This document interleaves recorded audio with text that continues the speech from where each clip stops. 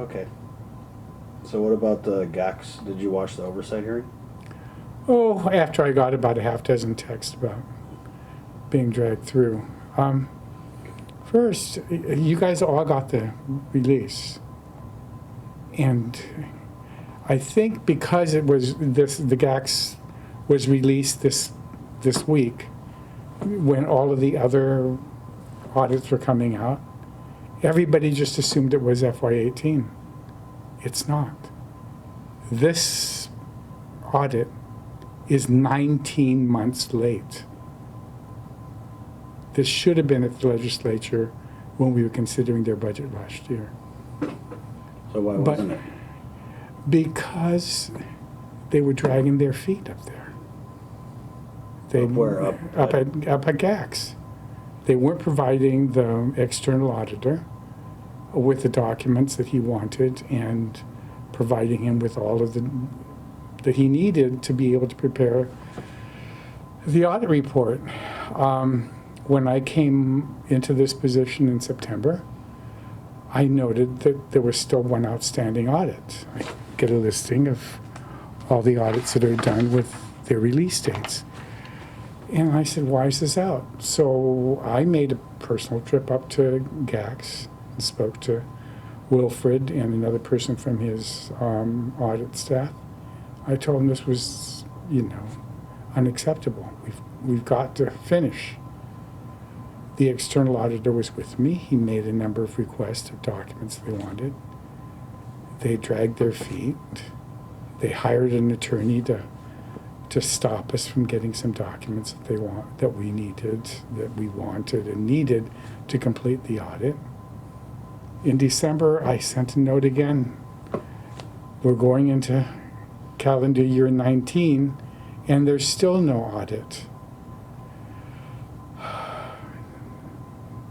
Documents hadn't been provided. Then it became people were dying. Staffers were getting sick. We need some additional time. It was absolutely ludicrous. Finally, I just said, enough. With or without their final responses, we are going to issue. And I want one thing clear. I didn't write the report. The only part that I did was the highlights. But the 26-page report and all of the additions are all done by an external auditor that I have no control over. And so I purposely made it a point when we did our highlights to have the staff quote from the audit. If you look at the highlights, Right. it tells you the page and it tells you the footnote. Yeah. So, and I quoted the entire footnote 13 and the entire footnote 14. So there could be no accusation that I cherry-picked one phrase and took it out of context. I did both. Full. That was there. They admitted that the 3.7 million they owe has been owed since 17. It's still due and owing today. They've not been able to address it. Then they misspoke yesterday. When she did the very dramatic, and the audit just appeared. When the bank had been asking for it, I had been telling them, if you're going to go to the bank, you need to have an audit. They'll ask for it. And so I said, please expedite the audit so you have something to show. But they kept delaying it, and it finally got out this week. So what about, that's for 17, what about like 18, 19? 18, we can't even start the 18 audit because they refused to sign a contract with the auditor. We did an RFP for an audit firm to do it. They didn't like the fact that it was going back to the same audit firm because they were the only ones that bid. Nobody wants to have to deal with them. The same audit firm was willing to continue. They didn't want to have it. They made all kinds of accusations, and I wish they had attended the procurement class yesterday, because they would have heard the professor explain that what they were asking for and what they felt was disqualifying could have been cured, and we could have moved forward with a procurement. But they hired an attorney, and they wouldn't return our emails and stuff. So finally I said, all right, fine. Let's cancel it, let's rebid, let's just do it your way. I mean, it's like dealing with spoiled children. They're impossible. So here we are heading into the budget process, and Senator Nelson is raising the issue that, according to law, they had the 5 years with accreditation. That's not a reality anymore. So Well, the Attorney General was wrong last year when she issued the opinion that said that the council could renew the charter, because it's very clear in the charter. You don't have accreditation at the end of the 5 years, it ends. And then instead of issuing an opinion of, well, they could maybe issue a temporary or just a 1 year charter to see if they can address their accreditation. If they don't get their accreditation this month, why should they get any money again for next year? what about like prorating it? So if they're elementary and middle school as a candidacy, are you hardlining that?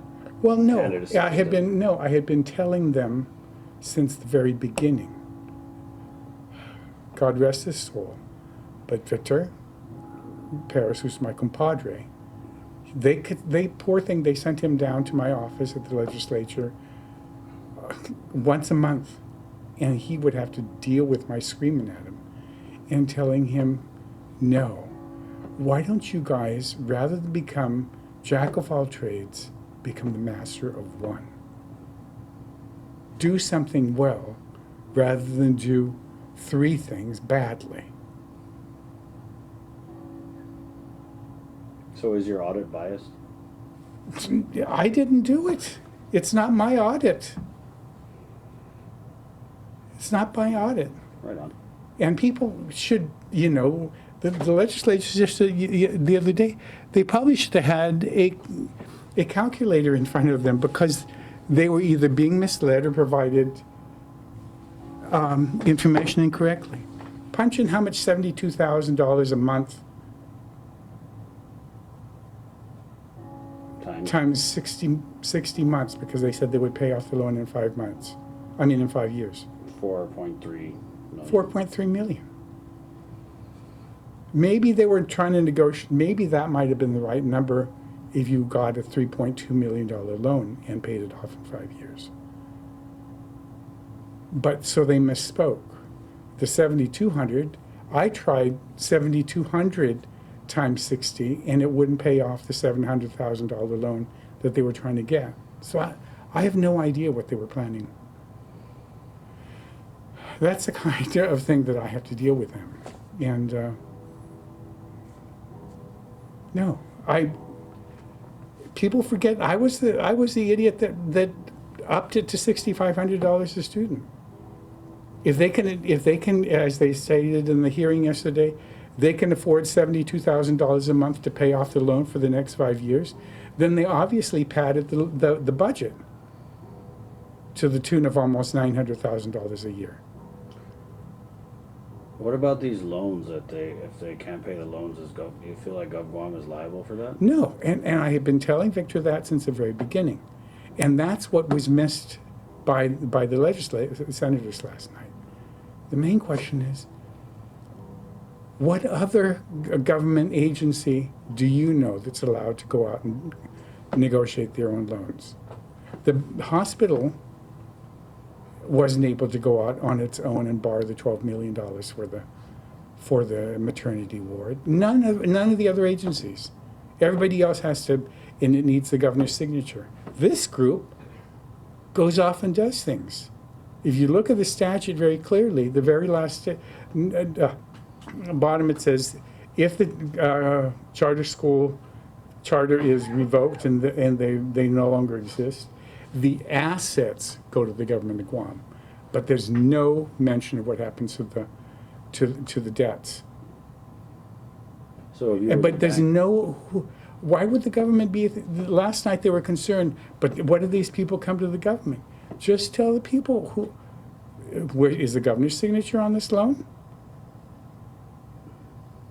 Is the legislature's authorization to borrow and the governor's signature can be found anywhere?